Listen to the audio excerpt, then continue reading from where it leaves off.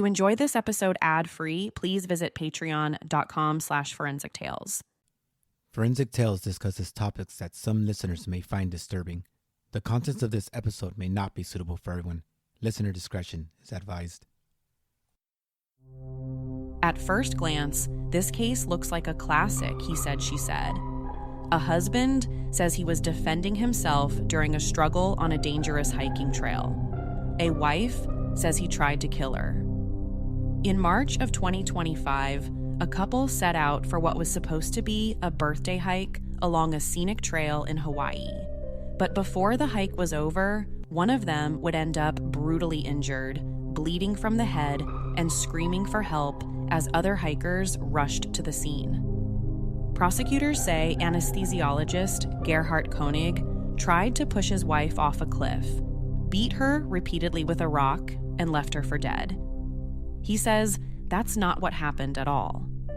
According to him, his wife Ariel attacked him first, and everything that followed was self-defense.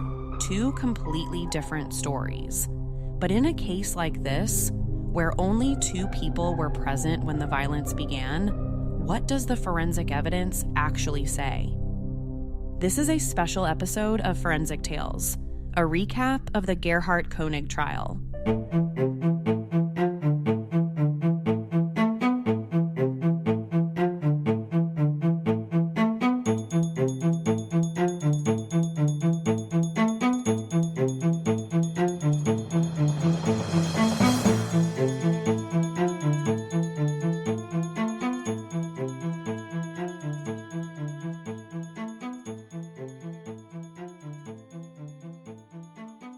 There's a popular saying I'm sure many of you are familiar with. There are three sides to every story: his side, her side, and the truth. And in many criminal cases, that idea rings especially true. Two people can experience the exact same moment and walk away with completely different versions of what happened. Their memories, their motivations, even their perceptions of danger can shape the way they tell their story afterward. But when those two people are the only ones present during a violent encounter, figuring out the truth can become really, really complicated. That's why we need the evidence, the cold, hard forensic evidence to tell us who is telling the truth and who's lying through their teeth. On March 24th, 2025, 47-year-old Gerhardt Konig and his wife, Ariel, were in Oahu to celebrate her birthday. Their two younger sons stayed at home in Maui with a nanny and some family members. That morning, the two woke up in the hotel room and had breakfast together before heading out. Gerhardt had even presented her with a birthday present, a necklace and a card. The plan that day was to hike the Palipuka Trail, a steep but relatively short hike that offered amazing views of the island.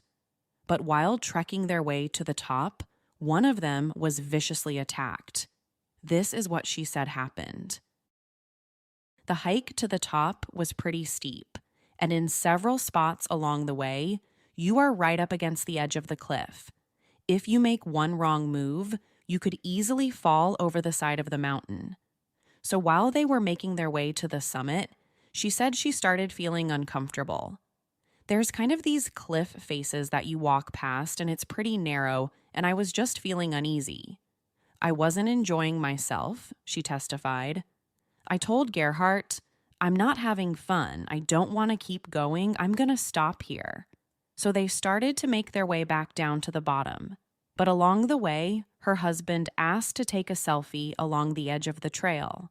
For most of us, we wouldn't think twice about it. Half the fun of going on a hike like this is to stop and take some great photos. It was her birthday weekend, so I'm sure she thought her husband just wanted to memorialize the moment they were having. But taking a selfie isn't the only thing he did, according to Ariel. They were about 10 feet away from the edge of the cliff when Ariel said she started noticing her husband just staring at her feet. It was like he was studying everything, where her feet were, where the edge of the mountain was, where the trail ended. So she started to get even more nervous and started to back away from the edge. But that's when she said Gerhardt attacked her. He grabbed me really forcefully, my upper arms, and he said, "I'm so sick of this shit. Get back over there." He starts pushing me back towards the cliff, she said. I was surprised. It felt almost like he was kidding at first, and I was like, "What are you doing?" She said she quickly realized this wasn't a joke and threw herself on the ground. But she didn't get far. She said Gerhardt grabbed a nearby rock and used it to hit her over the head about 10 separate times. As she's being hit, he's saying something like, "Nobody's coming to save you." But that's not even the worst part. As he's hitting her over the head with a massive rock, she also said he was grabbing her by the back of the hair and smashing her head against the ground. Now you might think that's the worst part. You just realized your husband is trying to throw you off the cliff on your birthday hike. He's got a massive rock in his hands. He's much bigger than you, but that still isn't the scariest part of her version of events. She's not done telling her side of the story. As she's being hit by a rock, that's when she said her husband pulled out 2 syringes from his bag, filled with only God knows what. He's a doctor, so he probably had access to anything and everything he wanted. So now, not only is she trying to protect herself from the rock in the ground, but she's also trying to protect herself from the syringes that she says he was trying to inject her with. On top of that, she was also pleading with him, saying things like, "Everyone knows we're on a hike. They'll know this wasn't an accident and our kids will be orphans. You'll go to jail and be dead. You have to stop." But before he was successful at injecting her with anything, 2 women who were also out there hiking the trail heard a woman screaming. It was Ariel trying to get someone's attention. The 2 women then ran up to where the screams were coming from, and according to them, Ariel told them her husband was trying to knock her unconscious and drag her body off the edge of the cliff. He was essentially trying to kill her, but they didn't just have to take her word for it. At trial, the women would testify that they saw Gerhardt on top of her, hitting her in the head. Both women successfully got Ariel away from him and called the police.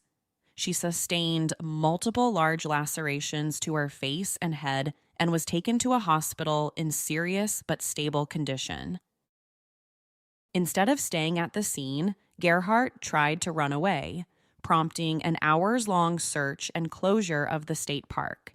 He was then arrested later that night after a short foot chase.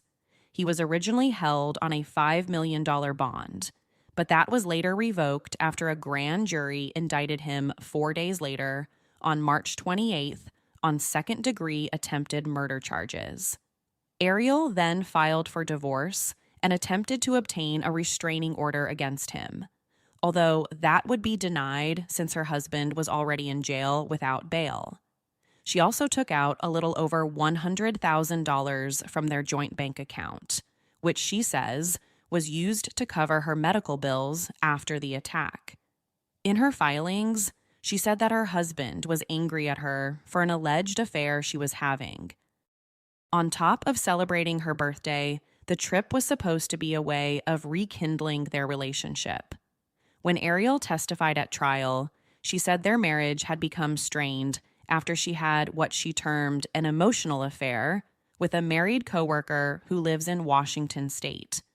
Even though the two never spent any time together in person, they would exchange flirtatious messages on WhatsApp, even using the code word "hell you" to signal whenever Gerhardt Konig was nearby. But he eventually found the messages, and it turned into a very big point of contention between the couple. He was extremely angry at her. He called her names, he shouted at her, but he eventually agreed to go to counseling. So the trip was supposed to be something that would bring them closer together, not tear them apart further. Long before the events that took place last year, Dr. Gerhardt Konig and Ariel seemed like your ordinary couple. He had grown up in South Africa before moving to San Diego, California, when he was about 14. He went to medical school at the University of Pittsburgh, and then did an anesthesiology residency as well as clinical and teaching roles. Before meeting Ariel on eHarmony and getting married in 2018, he was married with 2 older children. Then the couple would have 2 more children together, who were 3 and 5 at the time this happened. After that, the family moved to Maui, where he worked as a doctor and she had a fully remote corporate position. From the outside looking in, they looked like a totally normal couple. So that's her version of what happened that day. What does her husband say happened? Well, fortunately for us, we got to hear his version directly from him. He did something a lot of criminal defendants don't do. He testified in his own defense. I don't think he had any other option. If he was going to say this was self-defense, then we need to hear his side of the story. There were only 2 people who witnessed this attack, and he was one of them. So in most criminal cases, the defendant doesn't need to testify. But in cases of self-defense, you usually have to. Otherwise, the jury only hears the alleged victim's story.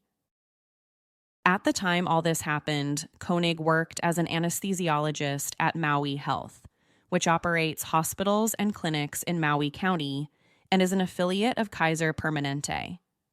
Kaiser Permanente said in a statement that Konig is not an employee, but is employed by an independent entity contracted to provide medical services.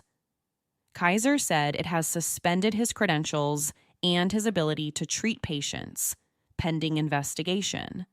So not only was he facing second-degree attempted murder charges, but he was standing to lose everything. His freedom, his marriage, his children, his career, everything was on the line at his trial.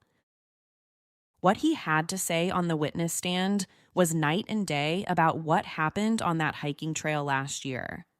He said it was his wife, Ariel, who tried pushing him off the edge of the cliff, not the other way around. He said it all happened after they got into an argument over the affair.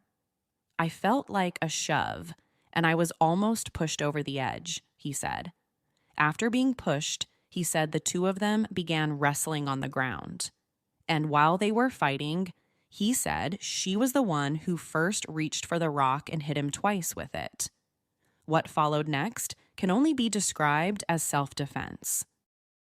He testified that he only struck her with the rock as many times as he did because he was in fear for his life. It was either him or her.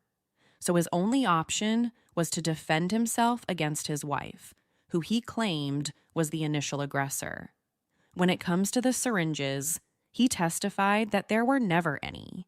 He said his wife had completely made up that part of her story and lied.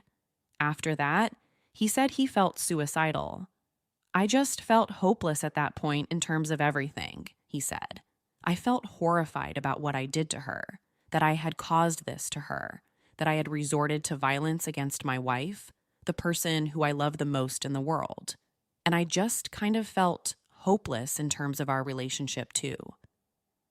That part of his story was important because right after the attack happened, he picked up the phone and FaceTimed with his 20-year-old son from a prior marriage. According to him, this phone call was an opportunity for him to say goodbye to his son. But was that really the purpose of the call? Because when the son took the stand for the prosecution, he told a much different story. According to the son, his father told him he wouldn't be returning to Maui and to take good care of the younger kids, and that Ari, his stepmom, had been cheating on him, and that he tried to kill her. He didn't say his father told him she had attacked him. He said his father told him he tried to kill her. What was interesting is that throughout his entire testimony, he didn't refer to him as dad. He only referred to him as the defendant. What's also interesting is that he hasn't had any contact with him since the incident and now lives with his stepmom. During that call, the next plan that he said was to jump off the cliff, the son testified, adding that his father said he was at the end of his rope. He also said he noticed blood on his t-shirt, and when he asked about that, his dad said something like, "Oh, that's just her blood." At 11:46 a.m., the son received a second FaceTime from his dad. He asked me if I had told anybody, and I said yes, and I told him who I had told, he testified. And then he said that he was just going to jump and said that a couple of times. Before hanging up, Gerhardt Konig allegedly said he was at the end of his rope and that the police were looking for him and he didn't want to be found. But Konig pushed back hard on his son's testimony and denied making any confessions like that. He told the court that what he said during the call was, "She said I tried to kill her, not the other way around." Once again, it's a he said type situation, but this time it involves a father and son. So that was his version. Two very different stories. Is Gerhardt actually the victim here and the wrong person was on trial? Or did he make that story up to try to save himself, and his wife and mother of his children is the actual victim? That's why we need the forensic evidence.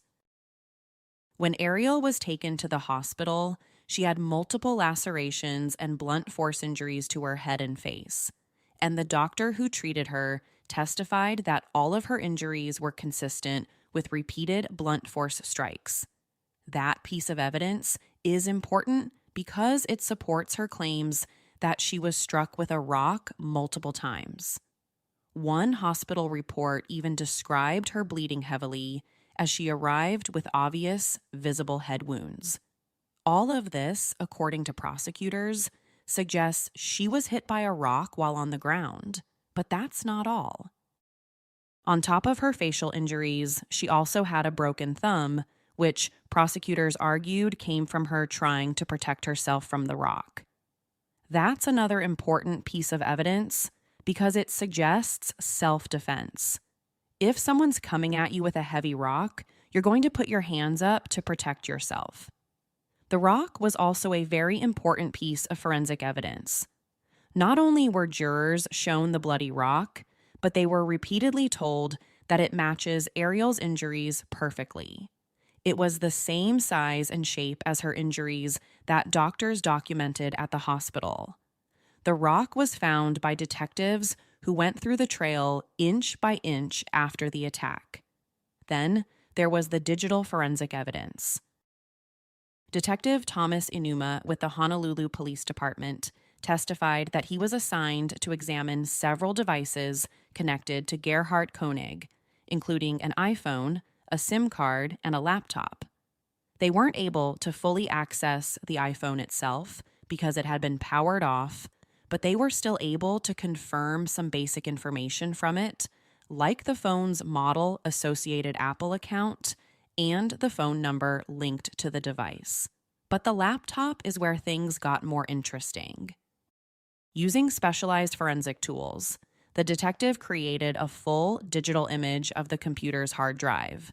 From there, he was able to search through the data, but only within a specific time frame outlined in the search warrant from December 1st, 2024 to March 24th, 2025. The laptop had 3 user profiles, but only one of them had been actively used, an account labeled G. Konig. When investigators examined that account's internet history, they found a number of visits to Reddit forums focused on infidelity and relationship betrayal. On Christmas Eve and Christmas Day of 2024, there were several posts and pages viewed in a subreddit dedicated to people dealing with cheating in relationships. Some of the titles included things like "Lying Again," "It's Over," and "Those Who Have Been Betrayed." One post that was viewed asked, "My wife cheated on me 2 years ago and I forgave her, but now I found out she didn't tell me the whole story. How can I trust her again?" Investigators also found evidence that he had purchased a voice-activated audio recorder from Walmart, which was later delivered to his home. Then, in the weeks leading up to the incident, detectives say his search history began to shift. In late February and early March of 2025, Konig searched online for secret hikes in Maui. On March 3rd, he specifically searched for information about the Palipuka Trail, including details about the hike and descriptions of the steep cliffs along the route. Detectives also found that his laptop contained a Dropbox folder labeled Divorce, and within the computer's data, investigators recovered search terms related to words like danger, death, fall, kill, die, cliff, and hike. Prosecutors presented this digital evidence to jurors as part of their argument that the attack may not have been spontaneous. But just wait, there's so much more to this story. The defense called Dr. Jonathan Arden, a forensic pathologist, to the stand, and what he said completely contradicted the state's forensic evidence. He told jurors that while Ariel's head wound may have looked dramatic, that's largely because scalp injuries tend to bleed a lot. According to him, the injury involved only soft tissue on the scalp, meaning it didn't reach the skull or the brain. He also agreed with the doctors who treated her that the injury did not meet the medical definition of serious bodily harm. Dr. Arden also offered his own interpretation of how the injuries may have happened.